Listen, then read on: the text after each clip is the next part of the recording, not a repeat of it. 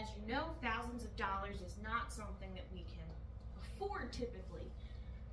So once we get all that situated, there is a wait, okay? So now we've got our diagnosis and we're super excited and we come in and we just want that ABA coverage or we want those services. And what do we hear, especially these days?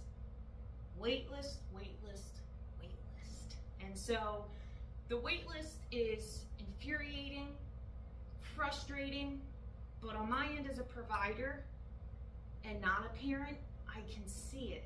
The staff retention is very difficult, and I know for us specifically, we're trying our best. But I like to tell parents, while you're on a waiting list, you can look into things like parent training. And I know I mentioned this prior and previously, so it's not a plug for the company piece of our puzzle, but I have found it very helpful for parents to accept parent training, which is weekly, virtual, hosted, and you go through it with the BCBA. It's structured, there's videos, it's interactive. It's going to teach you how to play with your child. It's going to teach you how to just be a part of your child's life and keep up some type of intervention to help with behaviors, whether it be increasing skill acquisition and decreasing behaviors. You would get that background information, and I think it's really important for parents to have that. So in the interim, while you're on that waiting list for services, we recommend that you reach out and you ask for parent training. The only thing it can do is help build your skill set while your child is waiting, and you're that much more informed and educated as to what you'll be getting into, how to help your child, what to look out for. It could be the difference between night and day. So I recommend it. We offer it, piece of our puzzle. You have to have Medicaid, obviously, which was that whole spiel previously. But I don't want to get too much or talk too much more about it because I do talk about it in a separate interview. So let's just listen next week so we can learn the importance of parent training, parent advocacy, parent involvement. Or that may have been the previous week. So maybe it's the previous week. Either way, we do touch on it. And it's something that I could talk about for hours, but I won't do that to you guys today. So parent training is important. Advocacy is important. And another thing that's really important is social skills. Social skills. Difficult to navigate this world as a neurotypical. There's a lot of us out there who are navigating this world as a neurotypical with very, very many neurodivergent traits. It was funny today because I came right here from yoga, and I actually needed or asked for, they were like sandbags to put on my chest or my diaphragm, and a weighted eye cover. There's a sauna that I typically go into, and I've just started this because, like I just said, mental health is really important. I don't want to burn out because I know how I can be sometimes, and I want to just limit the amount of times I feel that way. So I'm trying yoga, which I've been doing for quite some time. I'm adding on that sauna piece. It was great today. If you're able to do so, look into it. I'm very grateful that I'm able to do that, and I have the time to do that. My kids are older, they're in school. My oldest is 17, my youngest is 13, so I take advantage of that opportunity to be able to go out and get there by myself. So I needed my noise canceling headphones in there. I turned out the lights. So, there's people like us that do these things that people may consider neurodivergent, but that person is considered neurotypical. So social skills are things that allow us to go through, I could say, life. Either sometimes successfully social life, sometimes unsuccessful social life. But what do we consider an unsocial or not social life? I think that varies per person. And I think with a lot of our adults, adolescents, children who have autism, especially the type where you know, you're able to have that independence piece, and you're able to have the feelings of friendship, and you want that interaction and that joint attention and that companionship. It's a difficult world to navigate. It's awkward. Unfortunately, it's also met by people who may pretend to be that person's friend. So it's really hard to pick up on these inferences. And inferences is actually something that we try to teach our kids at Social Skills. It's difficult. And, you know, we have kids up to 15 years old, and it is difficult depending on the ability of the child. I don't want to say my own because I talk about my kids too much, but the Social Skills is probably one of my favorite things to run. I love it. I love the kids. I love the topics that we're able to cover. I love the conversations that are contrived and the play that is created and the friendships that go outside of the building, and we're invited to parties, and it's amazing. And these are the things that just really show me why I do this. And I don't want parents to forget the importance of social skills, okay? I don't want you guys to forget that social skills are very important, and it, for many of our kids, and it allows them to have a sense of confidence, a sense of self, shared interest again with friends, just that it's biological to have that need.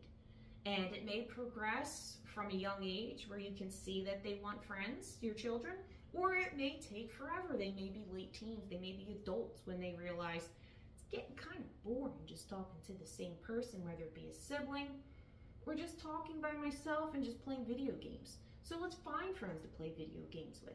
If you guys go on Facebook, there's tons of groups, and you can connect with people who have the same interests as you.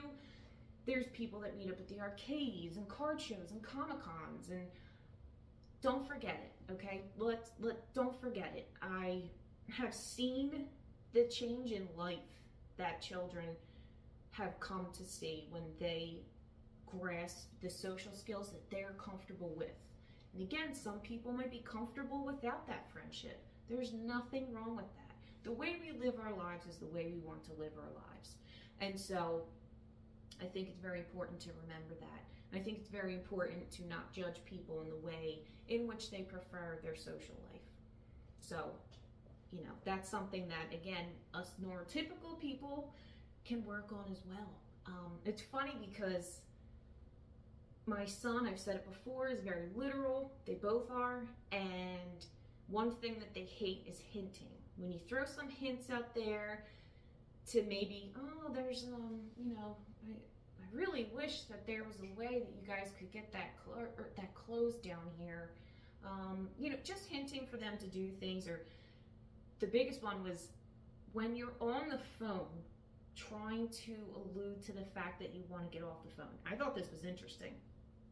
And for him, and I apologize if I've said this before, it's just funny to have these opportunities to learn about, you know, autism.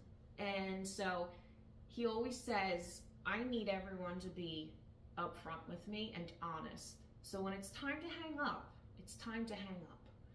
And I find that very, very practical. And I appreciate that he said that. He also said the hinting, like I mentioned, is not something that he's able to recognize. So be frank, be honest, be upfront, be black and white. For me, that's how it's easy with my kids, whether it be personal or professional. And, you know, it's something that I've come to really enjoy. And I do love that they can, I say they, but the children who feel that way or adults that feel that way have no qualms about it. And so, you know, my kid thinks I'm kind of weird because I don't do that. And I think that those things are funny because the differences that we have are sometimes socially minute, sometimes large. It's just individualized. You got to adapt it to how you want your social life to turn out. Let's work on these steps from the beginning till the end. So social skills here. We have social skills here. That is every Saturday at 11 o'clock until 12:30. We do an hour and a half. It's usually structured as 2 separate classrooms. The kids get about 20 to 30 minutes, depending on how much interaction I see going on to play. It's free play. It's not control. You do what you want. We'll put out the toys, it's free access because it's here at my preschool.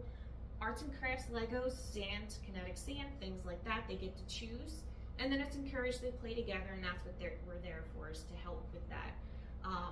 After that, we typically do a lesson, and the lesson it varies. It depends on where we're at. We use several different, I guess you could say, curriculums, and then some of it are just things that I've enjoyed to do with the kids. After that, we switch classrooms, and then we do an art project. So going on, it's half and half, and switch to one room and switch to the other. And after the arts and crafts, we either have snack in each individual classroom, or if it's a small group, we can merge them so that everybody can eat together. That is always a fun time, and that is what the kids look forward to the most. If I don't come with snacks, I don't think I'm wanted very much, but I understand that. I've taken no offense. So that's social skills, and at the end of social skills, there's a prize to be given, and the kids typically love the prizes. I don't know if that's what keeps them coming back. I'm convinced it's the snacks that keep them coming back. So 11 to 12:30 on Saturdays, we would be more than happy to see new faces. The session that we're in now is already started, so we'd have to wait. We do 10-week sessions. This one started at the beginning of January. It is covered by your Medicaid, except for, and guess which insurance company doesn't cover it? CDH. So Philadelphia. Unfortunately, you are unable to have your social skills covered because Philadelphia said no. There we go again. What are we going to do? We're going to call, we're going to stay quiet. Because if we're staying quiet, you're going to pay $350 for social skills when your Medicaid would make it $0. Give them a call, yell at them, ask them why, demand answers. What is the reasoning? Anyway, so it's covered by insurance if you're in an area in which Magellan is your behavioral health managing company for Medicaid. It is not covered in Philadelphia. I used to run free social skills in Philadelphia at Palbano Rec Center. That was so much fun. That was before Goofy Gators was a 501c3.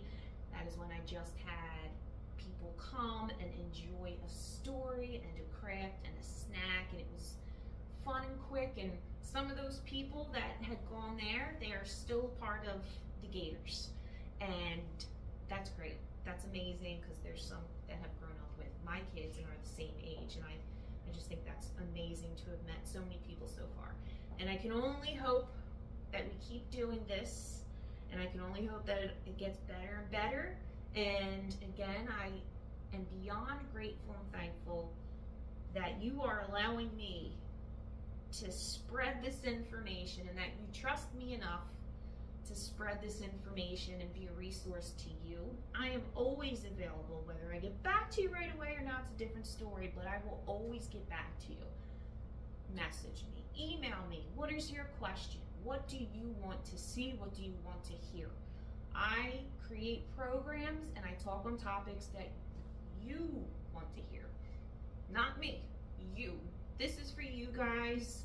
This is for the parents. This is for learning, and I can't wait to take you with me.